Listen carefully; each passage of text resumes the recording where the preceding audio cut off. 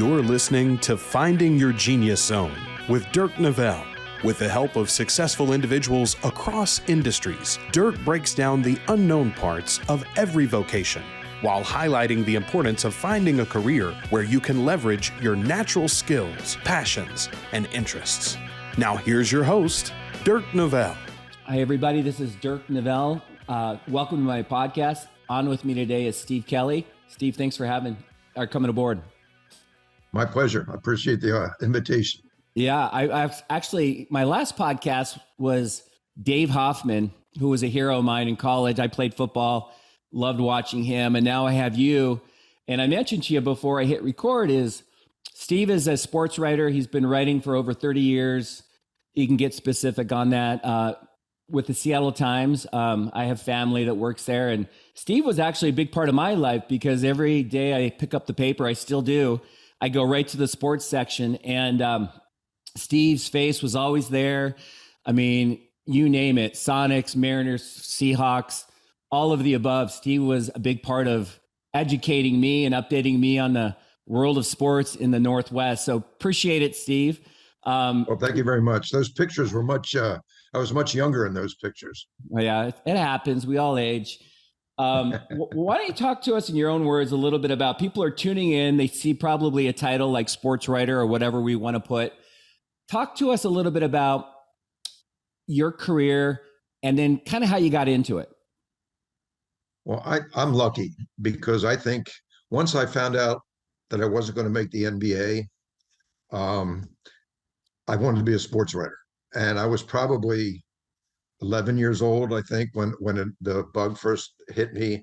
My dad made me read the Philadelphia papers. I grew up in Wilmington, Delaware, and my dad made me read the Philadelphia Inquirer, the Philadelphia Daily News, the Wilmington News Journal. A lot of great writers coming out of that area of the country. And so I started reading really when I was 10, 11 years old and kind of idolizing some of the Philadelphia, Wilmington sports writers. And that's when the germ kind of hit me. There's a couple things that I'll never forget. First time I went to Connie Mack Stadium, night game, and I look on the field, and the field's beautiful. It's green and the lights. It was just really romantic. But then I looked up in the press box, and here's these guys with their lights on and hunkered over their typewriters at the time. And I just thought, man, that looks so cool. And they get to go to every Phillies game, and they know the players and they talk with the players, and that's great. So that was my first thing. And then shortly after that, 1960, my father took me to the World Series in New York. I had a great dad when it comes to sports. Yeah. And on the way home, we stopped in Philadelphia at the 30th Street station. And at the time, if you could look out your window of the train, you could see Franklin Field where the Philadelphia Eagles played. It was a Sunday night. The Eagles had just played. And again, I looked in the stadium, and the only lights on were the lights in the press box. And those guys were telling all of Philadelphia and all of Delaware Valley about the Eagles game that day. And I thought, man, that is, first of all, I thought that's powerful, to be able to do that. And from then on, I mean, I wrote to sports writers and asked them for advice. I met them whenever I could. Some people hung out after a Phillies game by the door where the players came in. I hung out where the writers came in, and I was a pain in the neck. But they were really nice to me. So I'm really lucky that I wanted to do this at an early age. I took a few detours on the way, but I haven't wanted to do anything else. I love that. I got to ask you, I didn't even think of this. Well, I didn't know. So are you still a Phillies fan? Well, yeah, I'm a little angry this morning because they just lost to they lost to Arizona, for crying out loud, and after having a 2-0 lead, and their bats just disappeared. So, like a typical Phillies fan, I'm a little down on the team right now, but I'll bounce back. Yeah, I just thought of the bad timing for me to have you on this morning. But, when they went up 2-1, I thought they were going to get their mojo. And then that Carroll kid who's local, as you know, Lakeside High School, I think he was 3 for 4. But yeah, I did not see Texas and Arizona in my crystal ball. So that was an interesting matchup, or will be an interesting matchup. I think it'll be an interesting. I just wonder if what the ratings are going to be like. I don't think it's going to capture the imagination of the country. I agree. I'm just glad the Astros aren't in it. And but hey, you've got the Eagles. I think you got a good chance of a little redemption this year in the NFL. I think those guys have a good chance of winning it all. But so at 11, roughly, like your family, your father, you mentioned he was a big sports guy. Did you feel supported, or was it scripted out like what you were going to do, or what they wanted you to do? Or did you just kind of at a young age have a feeling like this is what I want to do in my life? Yeah, well, like I said, my father made me read the paper every day, and it became part of my daily routine. And it really, you know, it didn't take him long to stop making me read it and just having me, where's the paper? Let me grab it. Um, so I think that was they just wanted me to be happy. They never pushed me into it. My father's always had a great respect for writers of every kind.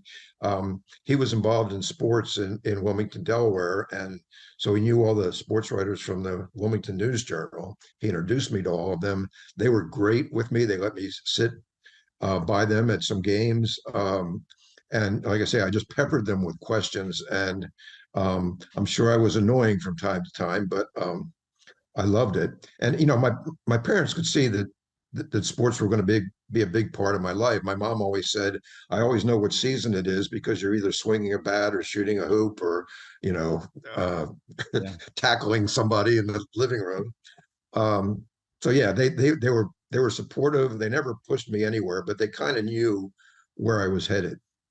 Was the passion sports before writing, or was it sports and then you just fell into a career that allowed you to be around sports, or did you love writing at a young age?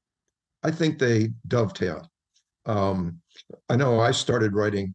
Well, I'll tell you, I got an F in typing in I think it was 10th grade because I wrote instead of doing the lessons, I wrote stories about our basketball team. I was on the basketball team, and I wrote these hilarious stories about our team. And the teacher didn't like it, but I think it really helped my writing. I love it. Do you have Don't do that at home, kids. Yeah, don't do that. Do you have, I mean, I got to ask, I just kind of popped in my head. Do you have a favorite sports movie? I'm not big on sports music. If I had one, it would be Brian's song with Brian Piccolo and Gail Sayers, Yeah, for sure.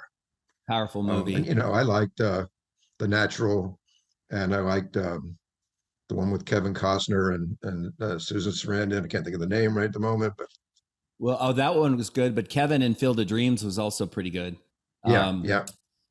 yeah, when you were talking about when you were younger and the vision of a writer and it looked fun, right away I went to The Natural, and I don't know if you remember the character. I think it was Robert Duvall who played the writer who knew Robert Redford looked familiar and couldn't figure it out and tried to figure out who this old guy was that was just killing it. But I kind of had a vision when you were talking about that. Okay, so fast forward, you're going through high school, and by the way, were you a pretty good athlete? Were you thinking that maybe you would go play in college or something?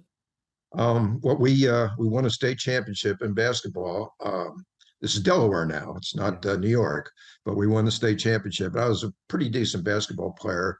I was invited to walk on. Back then, freshmen weren't eligible for varsity, so I was invited to walk on to the University of South Carolina's basketball team. They were in the ACC then, and I always loved watching the ACC on TV.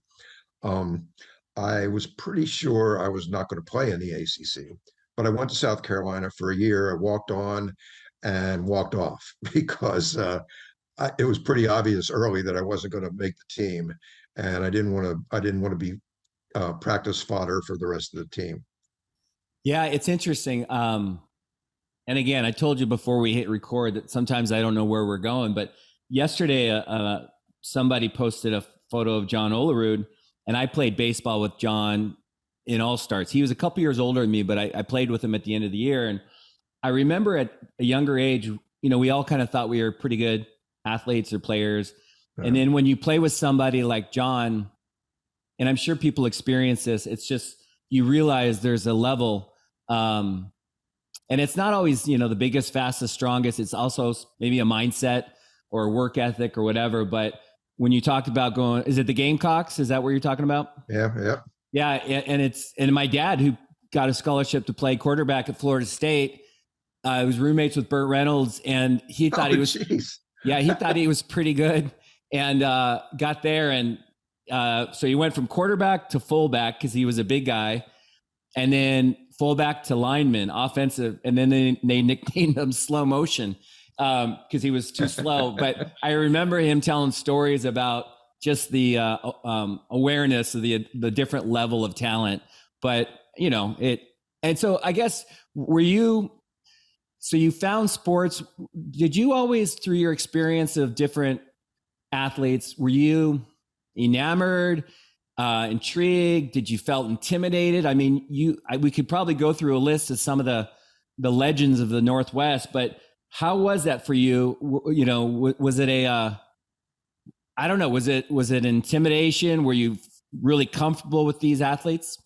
I became very comfortable. As a matter of fact, some of them are still good friends of mine. And some of them are good enemies of mine. I mean, it depended on who I wrote about and what I wrote about them. But talk about intimidation. When I was working at the York Dispatch in York, Pennsylvania, my first job, I went to this. Went to a dinner, and before the dinner, I got to interview Willie Stargell, Doc Ellis, and Gene Clines, who were members of very good Pittsburgh Pirate teams. And they were the first major leaguers I ever interviewed, and I was scared to death. And to make matters worse, Doc Ellis was on my case. Oh, he turns to Willie Stargell and he says, "Look at this guy. His face is red. He's nervous. He can't even talk." And at the end, he said to me, "You're not a sports writer. You don't even smoke cigars."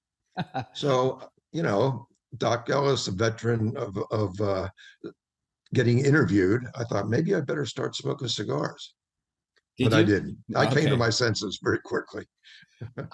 No, I just, I did an internship with the Sonics when I was in college, and I just remember just being around guys like, Gary and Ricky Pierce, and there are a lot of people that get intimidated by that. But I would assume in your role, I guess I usually get in these questions later on, like what are some of the harder things about being a sports writer that people that are watching may not know? But what if you had, and I know Frank deals with this, but you have to publish the truth. You have to write stories based on your belief systems. And sometimes those comments and beliefs might trigger the athlete. What was that process like? Did you have to kind of did you ever check yourself, or were you of listen, I've got to write it because this is how I feel? Well, again, I think growing up and reading all the great writers from Philadelphia who were tough reporters, tough columnists, I kind of learned how I'm supposed to do it. For me, and athletes, you have to earn their trust, obviously, and their respect. And I did, because I showed up all the time. If I criticized somebody, I came in the next day to let them, if they wanted to vent at me, I figured that's part of the job. I like being liked. So it was hard. I remember after a Seahawks game one time, Kurt Warner and I, for some reason, Kurt didn't like me. And he was at the end of his career and his knees were bothering him, and he just wasn't who he was before. And I had written something, not ripping him, but just saying, he's on the backside of his career. Well, this particular Monday night game, he had, I think his last 100-yard rushing game. And I walk in and all I can hear in the locker room after the game is, "Where's Steve Kelley? Where's Steve Kelley? Where's Steve Kelley?" I want to talk to his butt. Yeah. And I said, "Well, here I am." I said, "I don't," and then he says, "I don't want to talk to your butt." And I said, "Well, what about my face?" So if you give it back to him a little bit, and the other guys see it, they're thinking, okay, this guy's okay. Yeah. I mean, I would assume a lot of these, I'm not assuming, but some are entitled. Some probably have never had criticism. in their face. And I assume it's got to be a difficult part of your job, especially if you have a friendship with one of them, but you feel like the story needs to be told. You know, so I'm 53, I'm younger than you. So when I started experiencing your writing, you had probably been in the business for a while. Can you talk to the audience a little bit about the reality of getting into writing, whether it's sports writing or writing about anything in a newspaper, kind of like paying your dues? Like maybe you could speak to kind of the different things you wrote about, or did you get pushed right into sports writing from day one? I tried to, I tried as much as I could to write about as many different things as I could. You know, whether it was term papers, whether it was a fourth grade personal narrative. I teach fourth grade writing now in the Seattle School District, just as a volunteer. And you know, you can sort of you can find the best writers in that group really quickly because they're writing whether you ask them to or not. And that's kind of how I was. Um, but for me, I never thought I was a very good writer. So I felt like I had to outwork everybody, or at least work as hard as I possibly could to get information that would make my stories interesting. Way more than thinking, well, I can just, you know, sit down, scratch my head and write a great, beautiful column. I know there's a lot of guys who can do that, but for me, it was always work related, but you know, the kind of work that can give you a lot of pleasure and a lot of self-satisfaction if you do it right. So for me, it was, you know, learning the sports, learning the athletes, learning the coaches, learning the general managers, getting to know them, letting them know that, hey, I'm here every day. Um, and that gave me more confidence as a writer too. For some reason, I think I wrote better with the more information I could get. And you know, a lot of guys would say, um, "Hey, that was a really good story today." They might whisper it to me because they don't want the other athletes to hear me. But I also had guys that, you know, told me it was a load of garbage sometimes. But for me, it was more work, work, work. So But it's the kind of work I wanted. yeah, no, I get it. What makes, I'm trying to figure out how to ask this question. So you've seen a lot of writers, especially at the times, whether it's sports or politics or whatever.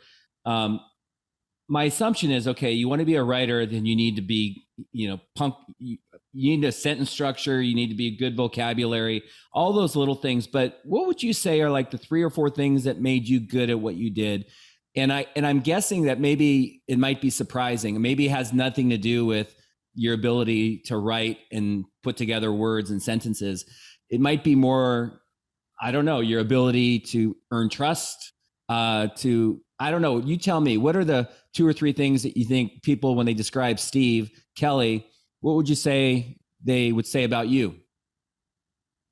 Well, again, it depends on who you're asking. The people that like you, the people that your Well, friends. I think it was the fact that I was honest and I wasn't afraid.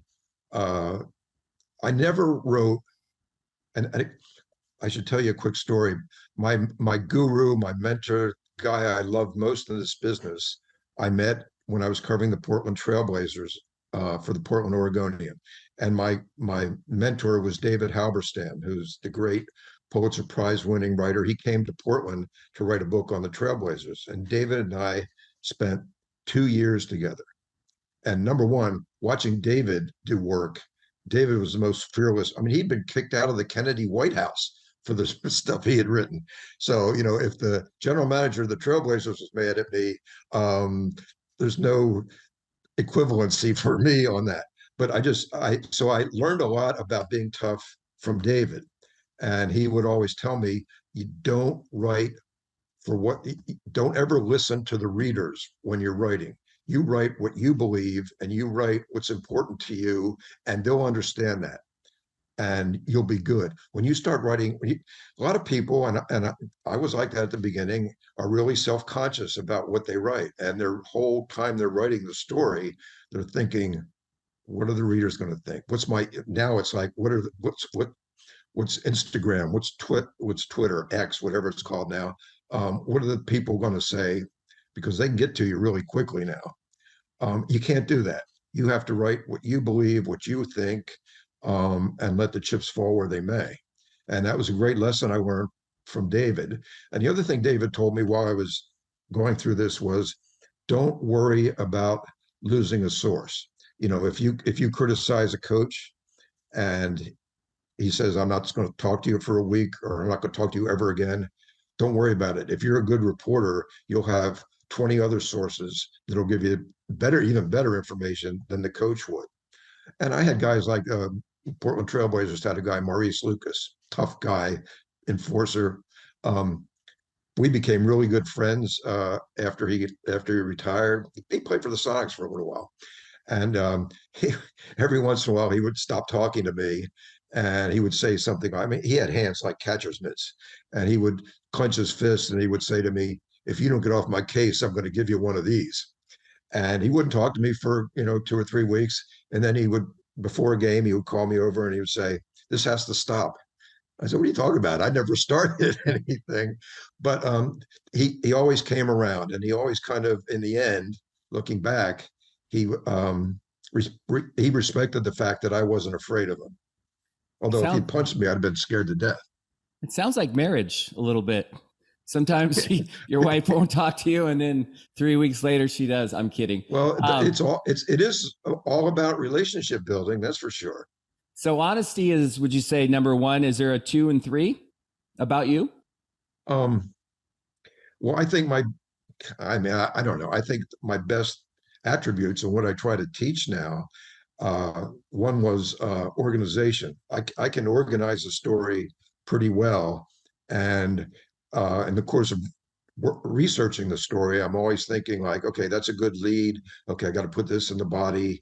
This is a great way I can write the conclusion. So I think I was good organizer. A couple of my editors thought that I over simileed and over metaphored.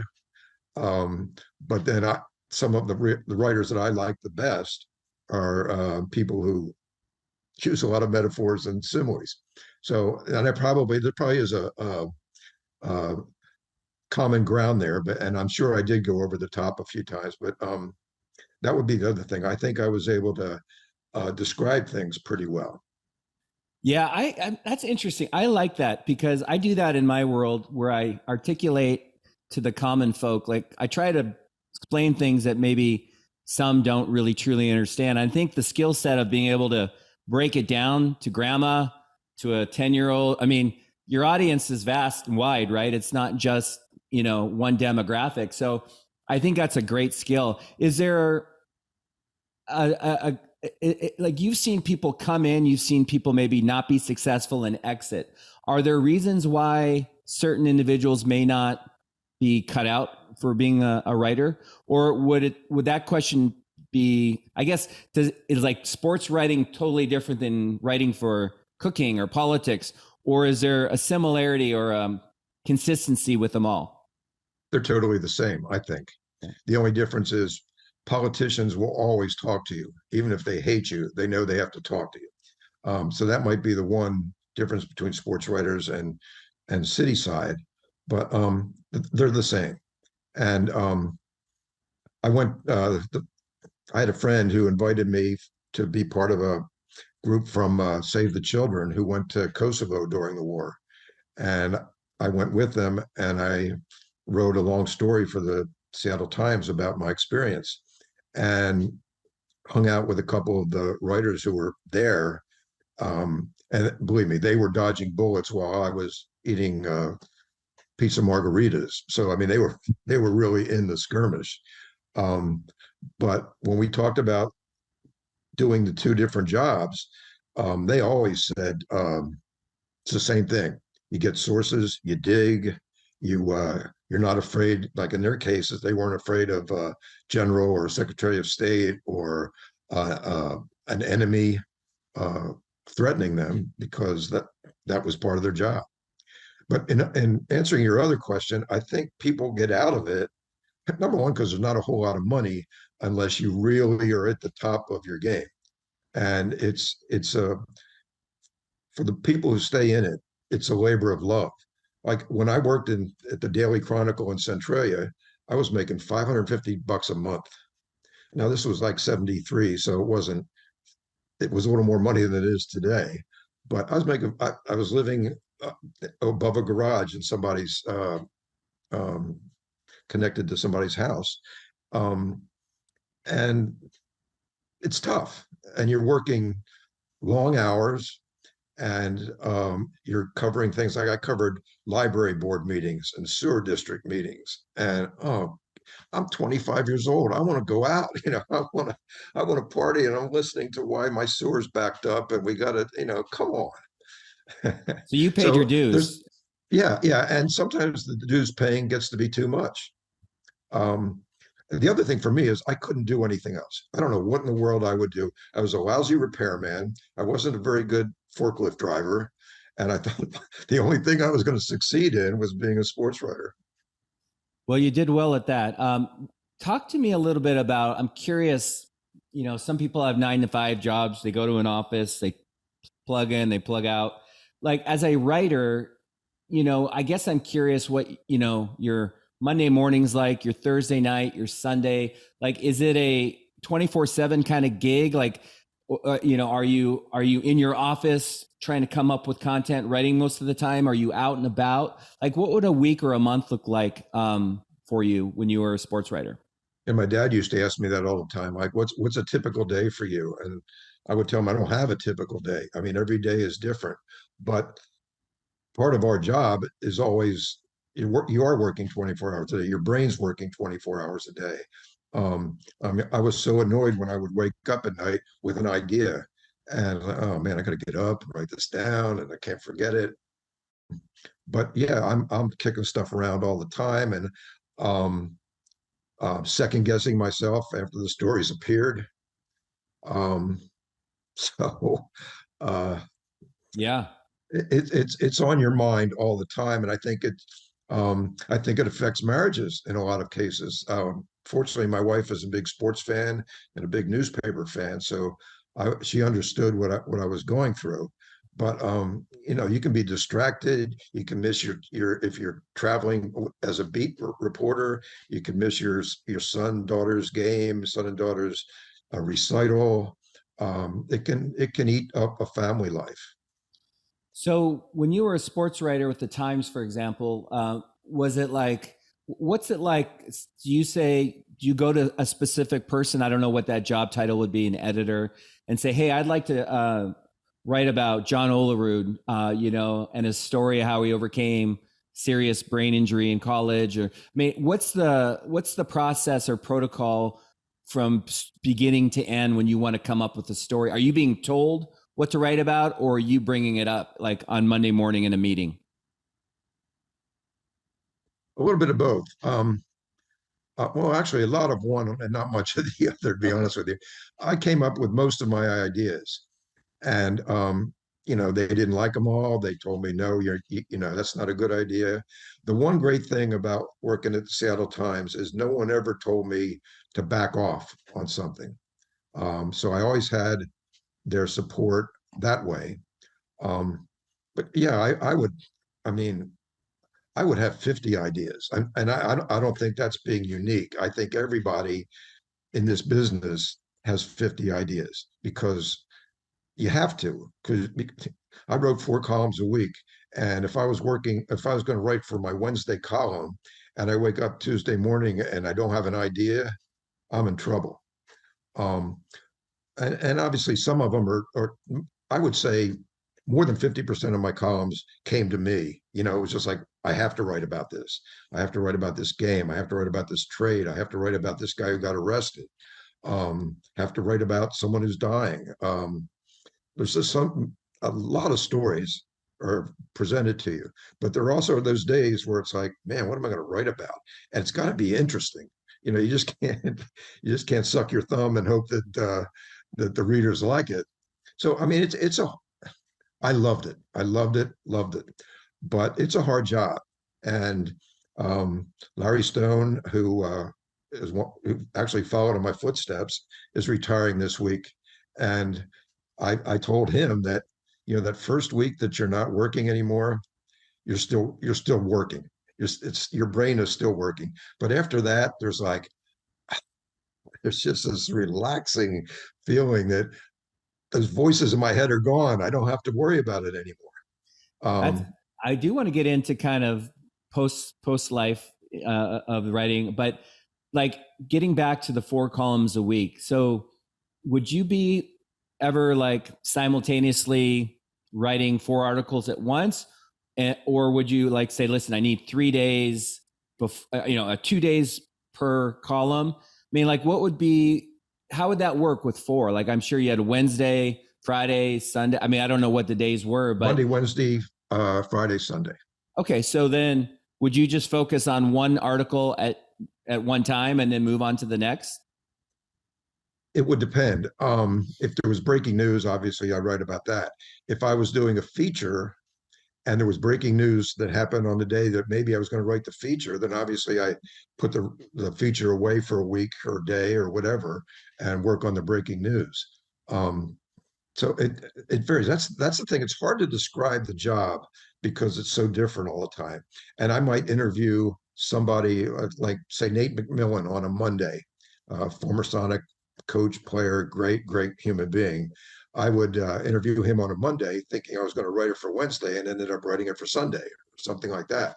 Um, Again, it depends on what stories come to you and what stories you want to do. You're talking about debates with the editors. Sometimes I would have a story that I liked so much that they would say, "Well, we need you to write about this today." And I said, "No, I've really been working on this story for weeks. I love it. This person I met is the story will write itself." And I'd rather do that than the breaking news, which in my mind on this particular day is not earth shaking. So, I mean, there was a give and take. And believe me, I think if you asked every sports editor at the Seattle Times if I was a joy to work with, they would say, absolutely not. He was a pain in the neck and we fought all the time. But we're glad. This is what I would hope they would say, but we were glad we had him. So what would they, I mean, was it a matter of what content to write? Like, why were you a pain in the butt? Like, I don't understand. Like, what was so difficult about working with Steve? It's just that my ideas didn't always jive with theirs. And even my idea about how I would write a story didn't dovetail with theirs at all. Little things like that I guess my ego didn't accept very well when I was taught. I was really critical of myself. I was probably not accepting of criticism from my editors very well, and I would fight them on it all the time. And it's a character flaw, I guess, but it's there. No, I mean, back in the day, so my cousin played football for the Huskies in 92, 91. He was a center. And it was right around the Billy Joe era. And I remember that was a big article. And the Times. Oh, man. Were you involved with that? Yeah. Yeah. Well, that whole time was so crazy. All of a sudden, for the first time that I can remember, the UW football program was kind of swallowed up by criticism and by investigation and just the sainted Husky program was in trouble. And I kind of liked Billy Joe. And I didn't quite get why he took all the heat. Yeah. But he did. A lot of it, I have to admit, I don't remember. Yeah. But I just remember it was a difficult time. I wrote some critical things about what the UW that I think people held against me the rest of my career. And I still believe I wrote the right thing. It was so funny, I guess, in hindsight, when Don James left the team about a week or two before the opener against Stanford, I wrote that Don James was a quitter. I mean, that's the dog father I'm writing about. And our other columnist wrote, we should name the stadium after him. So we had these two absolutely opposite uh, ideas juxtaposed on the front page of sports. And, guess who the bad guy was? Me. And like I say, I like to be liked, and people came down on me pretty hard. Well, yeah, Don didn't like me either because I grew up in the neighborhood, and I asked him, I knocked on his door, and I was friends with his daughter Jenny, and I asked him if I could jump on his trampoline, and he said no, but I did anyway. And as I got higher on the trampoline, I could see him in his office, and I went eye to eye with him, and he got up, and I think I ran a 4.5 that day. I was so scared of the dog father, but like I'm not trying to get too deep on but what I'm curious on is just the politics, like in a newspaper. So you had one version, another writer had another. Like, do you feel like you have the freedom to, like, if it was modern day and you wanted to say something negative about big pharma or vaccines, my guess is you might not be able to do that.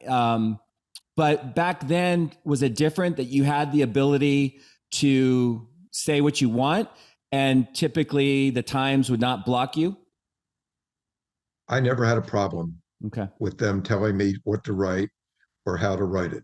They may not have liked the way I wrote it, but they liked the tone of how I wrote it. Yeah, they encouraged me. They didn't, the criticism of me that I always hated was, you're just trying to sell newspapers. Well, that's ridiculous. First of all, if you were writing negative, negative, negative, people are going to turn you off pretty quickly, I think. So they're not going to buy the paper to see what your next negative column's going to be. So I never really understood that criticism. But in terms of how, I mean, that's probably my favorite.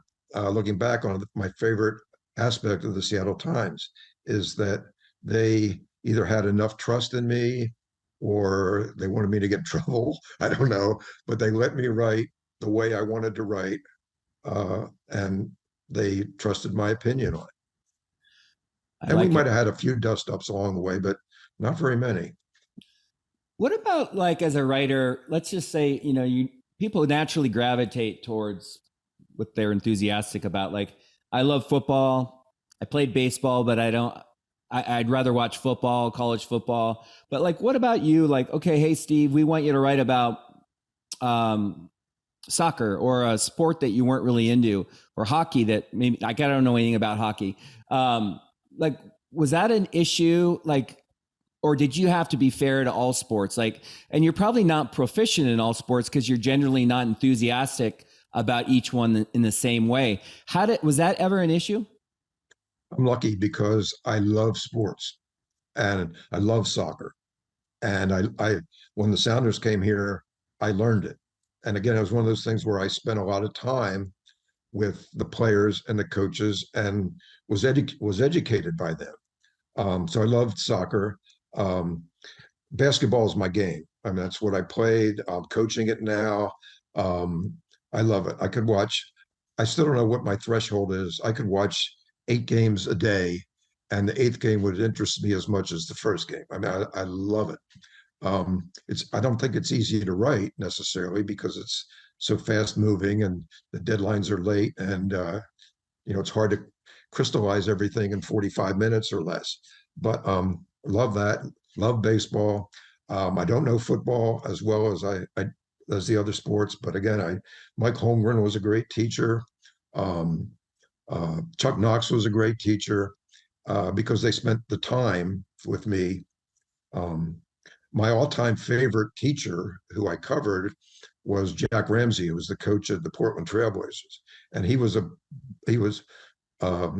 teacher, and he loved to talk basketball, and we did X's and O's and all of that stuff in his office, and because he wanted me to understand what he was trying to do, so that if I said, why did they run this play in that particular time of the game, I would know why they did it. So I couldn't criticize him for it because I knew what he was thinking. But yeah, I mean, I was always like, teach me, what am I missing out on? Steve Largent was great at that. He would call me up on Monday about my Monday column on the Sunday game and say, look, you missed it. I can't, there was one specific example about a fourth down call. I don't remember the game or anything else, but I remember he called me very polite, um, very tutorially explaining to me why I screwed up. I like that. I love I Steve. didn't. I wish he had done it before I wrote the column, but Mhm. I like the guy who taught me a lesson. So you didn't have an issue. I mean, whatever sport you were behind. Yeah, pretty much. I Yeah. mean, thank God I didn't have to write about MMA. Oh, Um, or I like boxing a lot. I mean, I covered a lot of the big fights, the Tyson fights, all the Leonard Hearns, Leonard Hagler, Leonard um, Roberto Duran. I got to cover them, and there's nothing quite. I mean, I felt dirty being so excited about round one. There's like a feeling in round one of a big championship fight that I'd never felt anywhere else in any sport covering it. But yeah, I would say MMA, college wrestling. I know nothing about, but we didn't really have any out here. Um, but the other ones, tennis, love writing about tennis, golf. Tennis and golf are both great. Golf, especially because you can write about the players, you can write about the course.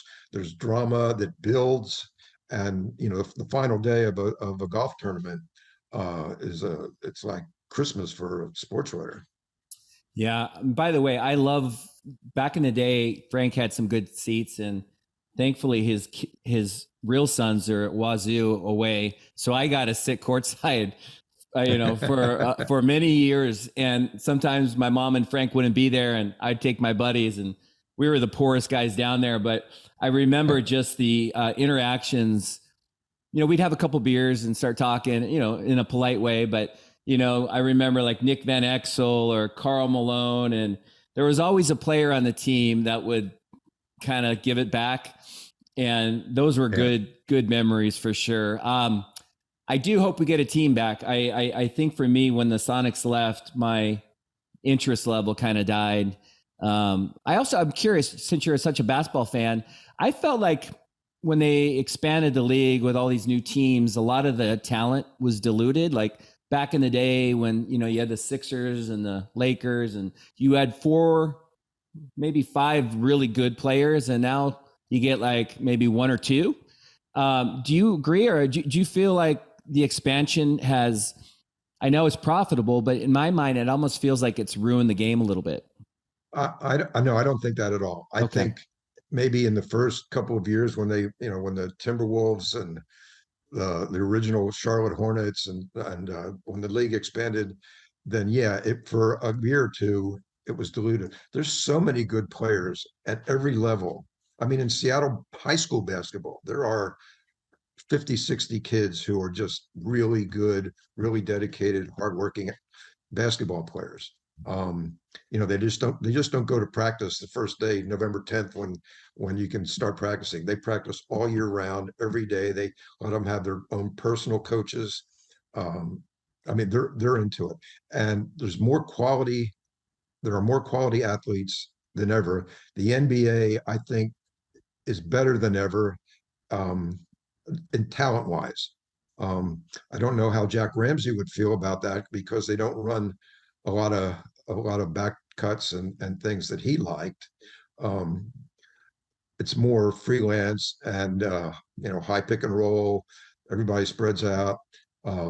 Fast break. You stop at the 3-point line and hoist. I mean, if I had done that, or if any college player had done that in the 60s and 70s and 80s, they're out of they're sitting. Now Yeah. it's part analytics tell you it's all threes or layups. There's no mid-range jump shots now.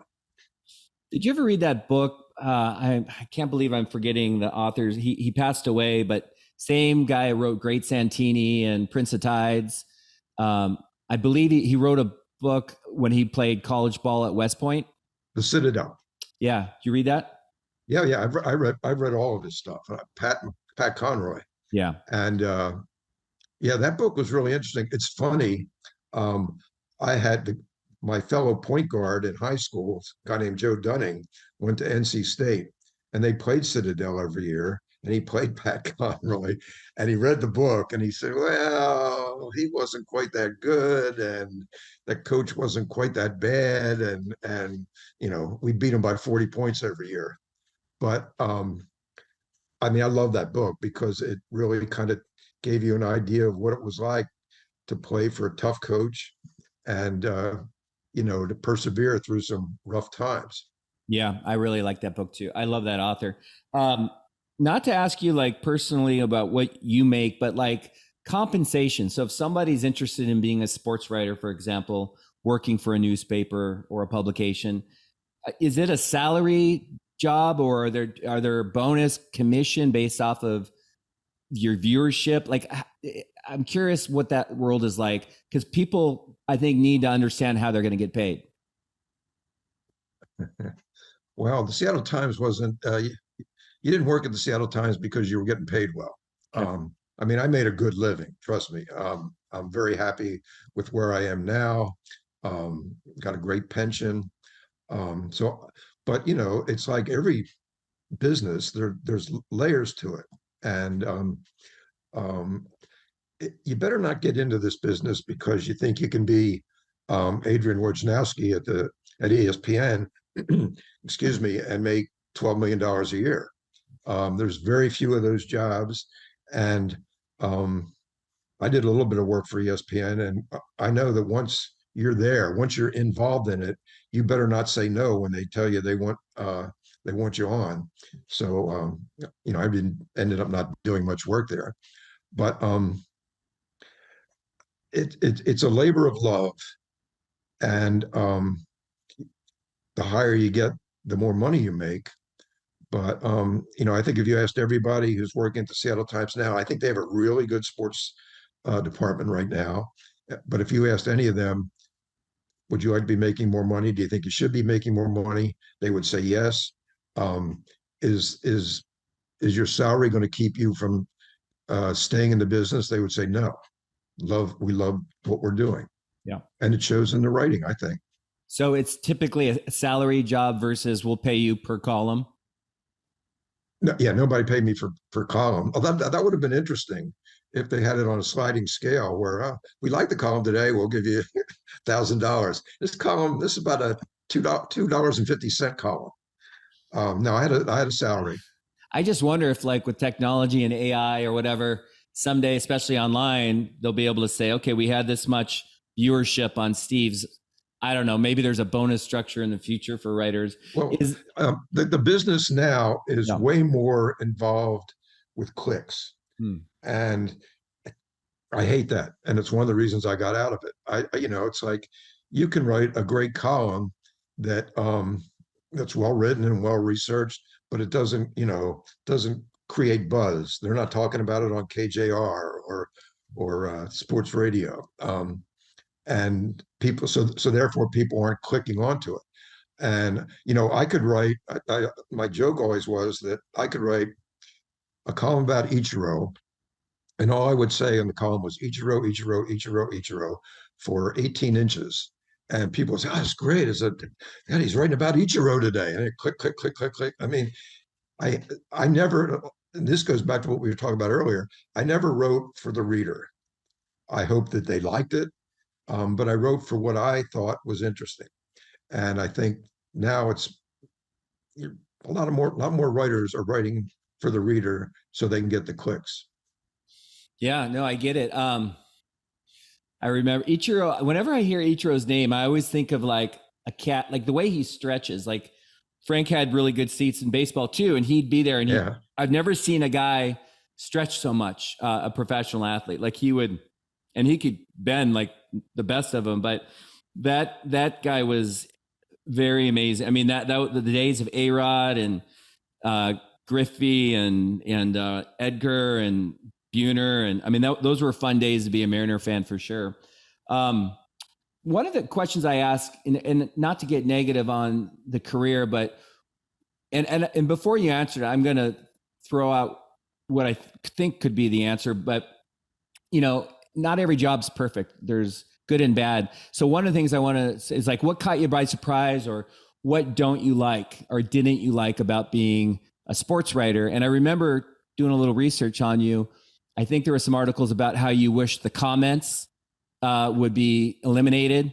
And then you mentioned in this podcast how you didn't like how, I think maybe I'm putting words in your mouth, but maybe you didn't like the feedback of people and what they thought about your article, I guess. No, I mean, I didn't mind the feedback. Well, I mean, it got to be really bad, but I mean, the level of discourse went into the gutter as time went on. I mean, in the old days, you had to write a letter. You had to sit down, write a letter, put a stamp on it, think about it a little more. Now it's like they're writing while they're reading the article, and they have the safety of being in their living room or their study. They don't have to face the music like I had to face the music, and I hate that. And I've had incidents where people have accosted me. I've had incidents of death threats. Um, um, I mean, I've had it all, and I could tell you a bunch of stories, which I won't. But yeah, I loved writing. I loved the fact that people read what I wrote, but I hated being a public figure, and I hated about just whispers as I walk to my seat on press row at a Sonic game. By the same token, I love it when people come up to me and tell me they like what I'm doing. So it's a mixed bag, but it's just gotten more hateful. And you see that now with the Hamas Israeli situation. You've seen it. You see it in all kinds of political arguments. Just really ugly, ugly stuff.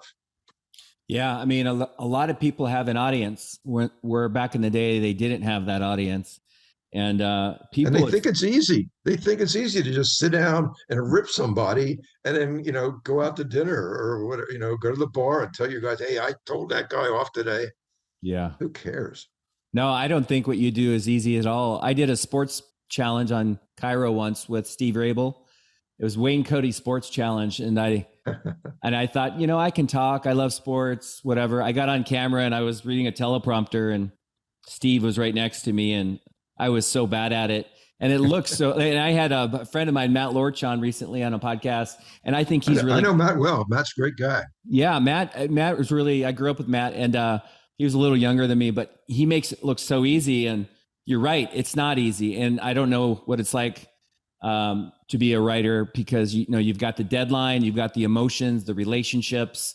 There's a lot of things that you have to think about that some dude in his leather chair who's pissed because his team lost or his favorite player or whatever, they don't have to think about. So would you say the hardest part about your job is, what would you say? Would it be that, or would it be something different about being a sports writer? Well, I think everything is hard about the job. Maybe not hard. What's the one thing you just, God, I don't like this part of the job? Well, I really do think forgetting the discourse and forgetting the emails and the texts and whatnot. To me, it was walking into a clubhouse knowing that I was going to have some problems, that somebody and I would know who it would be, was going to come up to me and make a scene, hopefully with as many other players watching it to show what he did.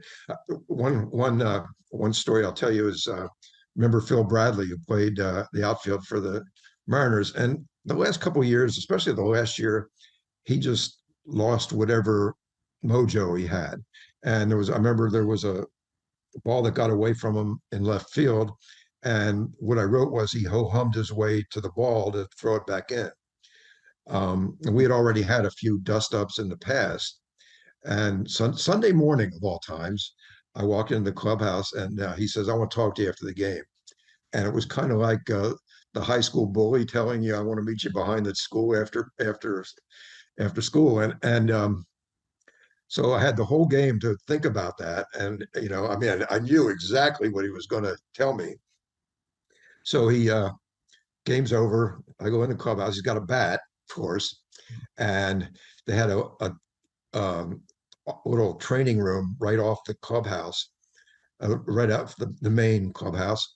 And he invited me in there, pulled the blinds down, and started smacking the bat in his hand and telling me what he thought of me in general as a human being. And I just listened. And finally, after I don't know, 10 minutes, 15, and he was getting really angry and he's smacking the bat. And finally, he said, just go ahead, write whatever you want. And I said to him, well, that was the plan. That was my plan. Almost, I should have said that's my plan before I came in here. That's my plan as I leave. But the funniest thing of all, honest to God, this happened. He opened the door to come out, and it was like some Three Stooges movie. He opened the door to come out, and like four players, they were leaning against the door, and they like almost tumbled into the room. Um, and I think most of them thought that Phil was not right. That wasn't Phil's. Phil shouldn't have done that. Yeah, I think We never got along. the bat in the hand, I think that was maybe he stepped over the boundary there. As we wind this down, I did want to ask you, through all the years, and I don't know if the answer is the same, but like, I'm curious who your favorite athlete was. And I know you have maybe that's hard to answer because you have a lot of relationships still. And maybe, like, in your opinion, the best athlete that you ever covered. I don't know if they're the same, but I'm curious.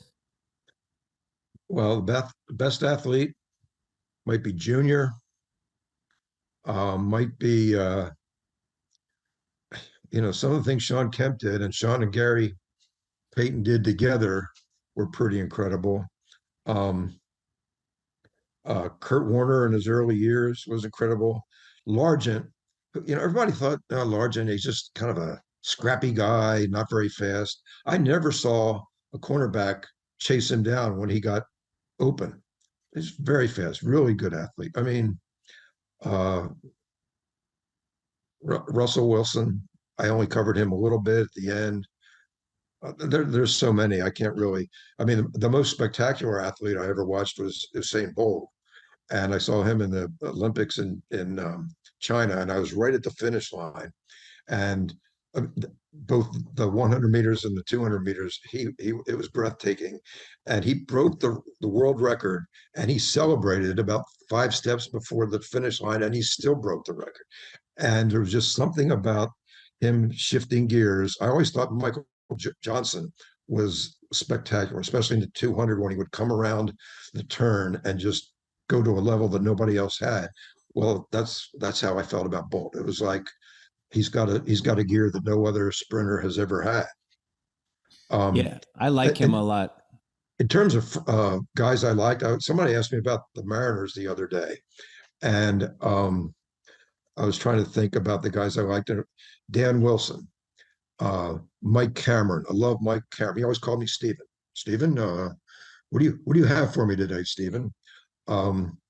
Jamie Moyer, Jay Buhner, guys that I didn't always get along with. Like Jay could be prickly from time to time, but I really liked him. Harold Reynolds, I still see Harold a lot and really like him. So I mean, those were favorites. Nate McMillan was a favorite. Like I said, Steve Largent, Kenny Easley was great to me. He wasn't great to everybody. I mean, there's just so many. Yeah. But that's the best part of the business. And I see Dan Wilson all the time now. I see Cameron occasionally. I see George Carl, Nate, Sean, even through all of Sean and I used to do a podcast on with the Seattle Times with my son. And we would tell him, okay, the podcast is going to start at 10:30. And he usually showed up about 11:30, which is when we really wanted to start. But if we told him 10:30, and he and I did a Taming of the Shrew, just a scene from Taming of the Shrew for the Seattle Shakespeare Company, and he never showed up for any of the rehearsals. He came to the theater about a half hour before he went on, and he killed it. And it was a packed audience, and he killed it. And so I love him even now. Gary, a lot of those guys from that team, terrific guys. Yeah, I remember when we played Golden State in the playoffs and Kemp rising above. And I mean, that was kind of when I think they were taken off. They didn't make it I don't know if they made it to the finals that year, but they took out a pretty good Golden State team. One question that you're probably the perfect person to ask for, because I'm very opinionated about sports.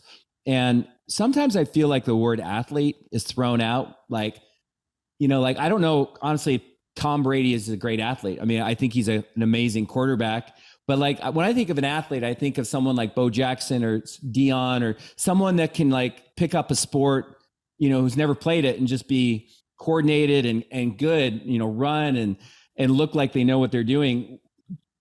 Is there a better word than athlete? Because I wouldn't say Tom Brady's one of the greatest athletes of all time. He's one of the greatest quarterbacks, but am I the only one who thinks like that? Or is there a different word that you would use? Well, so much of being a good athlete is based on 40 times, vertical leap. There's so much more to it. Yeah. There's the quality of your hands. If you're a receiver, if you're a basketball player, it's your footwork. It's so Tom Brady was a great athlete. He wasn't just the fastest guy. I think your intelligence is a part of it. And quarterbacks, I don't know how they do it. They have so much stuff in their head, and they have right before the snap, they're looking at where the cornerbacks are, where the rush is coming from, and they're calling a play while they're looking at that. I think it's an amazing intelligence that it takes to do that. And the great thing for me about sports and covering it is I've never lost my appreciation for what they can do. And big lumbering hitters, they have great hand-eye coordination. They have strength. They can't beat out a bunt necessarily, but they're good. They're great athletes. I think everybody who plays a professional sport is a great athlete, because the percentages are against you, and you have to climb mountain after mountain after mountain to get a spot on the roster. Yeah. I mean, there's guys who are faster. There's the elite athlete, certainly, but everybody in a major sport is an athlete, is an incredible athlete. Yeah, no, I have big respect for Tom. I just thought, if I was drafting a quarterback, I'd want someone who's accurate, who's tall enough to see over the line, and someone smart enough to read defenses and be able to me, those are the top three. But maybe I need a new word. I don't know. So I always ask advice. So as we end this and there's somebody that's listening and they just love, maybe it's sports or food or travel, and they love to write, they love to create. And then I don't know, all the things that go with writing. Is there any advice that you would give to somebody that might be in journalism school, in this era, that's looking at following in your footsteps? What would you say to them? Well, coaches always talk about big games, and they say you're always going to face adversity at points in this game, and the mark of who you are will be determined by how you react to the adversity. And I think that's true in any business, any field of business. And I think my main piece of advice for everybody who's really direly hoping to be, I don't know if direly is a word, but really passionately wants to be a sports writer or a journalist in general, is don't get discouraged, because you're going to face adversity. You're going to get turned down for jobs. I mean, I worked at the York Dispatch in York, Pennsylvania, my first year. I worked there a year. It was pretty clear to me that if I had stayed there, I was going to work there the rest of my life. So I quit, went back. I was a repairman for Sears, not exactly on the career path that I wanted to be on. I read a poem about Lake Chelan that William Stafford wrote, and I got really into it. Looked looked at the map, looked at pictures, read stories about Lake Chelan, and I decided that's where I was going to go. So I wrote letters to every newspaper in the Northwest, got rejection letters from every paper in the Northwest. I still thought I was so damn good that when I crossed the Idaho-Washington border, every sports writer was sports editor was going to flag me down and say, "Hey, come to see us." And of course, instead, I was driving a forklift for an apple shed in Chelan. That's and I don't know where I'm going from there. My days off, I would knock on doors at the Wenatchee World, the Tri-Cities Herald. I finally got a job interview at the Longview Daily News. Drove from Chelan. This was in December, I think. So I drove from Chelan to Longview, had to chain up, take the chains off, chain up, take the chains off, got to Longview, and the guy that was going to interview me wasn't there. He stiffed me. He didn't show up, and that was the lowest point possible. So on my drive back up I-5, I was thinking I got to salvage something from this trip. And again, this is how you face adversity. And so I got a room in Seattle. Next morning, I went to the Seattle Times, walked in. You can't do this anymore. Walked in, walked up to the managing editor's office, Jim King, who my savior, knocked on the door. Jim invited me, and I'm a forklift driver. Jim invited me in, and we talked for an hour. And I told him about my experience recently going to Longview, and also my experience in general. And we just hit it off. And he said to me, "Look, I can't give you a job at the Seattle Times. You don't have enough experience, but I promise you'll have a job in about a month." So I went back to Chelan, and I'm driving the forklift, and the foreman comes down and he says, "You got this phone call from the editor of the Daily Chronicle." And they all knew that's what I wanted to do. So they're like, "Get out of here." So I called the guy, and like 2 weeks later, I was working at the Daily Chronicle, happy as could be, making $550 a month, and doing awful stuff, and also doing fun stuff. On my days off, I would go to a Trailblazer game or a Sonic game. The Mariners and the Seahawks weren't here yet, and I would watch how the real pros, were doing their work. And got a job in Olympia, got a job at the Oregonian, and then finally got a job at the Seattle Times. And my dream, when I finally decided I wanted to live in the Northwest, which was about the second day I was here, um, I my goal was to become a sports columnist at the Seattle Times. So, and I got knocked down a lot. We all do. Everybody does. And so it's a matter of how you react to the adversity. Well, I'm glad you stuck with it because I've enjoyed reading your columns over the years. Well, I appreciate that. As you, in your next chapter of your life, well, actually, no, maybe a different way to ask this is, let's just take writing off the table. Is there a dream job? Like if you weren't a sports writer, is there another career that, like, if you could have done anything? Sometimes the response is, I did what I wanted to do, but is there something else that you would love to do? Well, I did what I wanted to do, obviously, but if I hadn't done that, like I said, there's not much else I could do. So I would have been a coach and a teacher. I would have, and I would have tried to go as far as I could as a coach, wherever that would take me. And so now, 10 years into retirement, I'm a coach and a teacher. Volunteer teach fourth graders and teaching some other programs, and volunteer coach. I'm learning that I may not have been a very good coach. I may not have gotten far if I had chosen that career. But there's something about being around kids and being in the gym that's indescribably beautiful. Yeah. I coached my son. He's a sophomore in high school, and then that ended in high school. And my daughter, I coached her sports. It's some of my best memories ever. Just watching these kids light up playing sports. It's really life is what it's all about.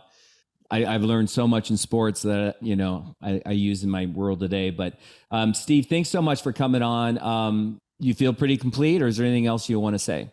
No, I think I have very little voice left, so I think we better call it quits now. And I appreciate you inviting me on, Dirk.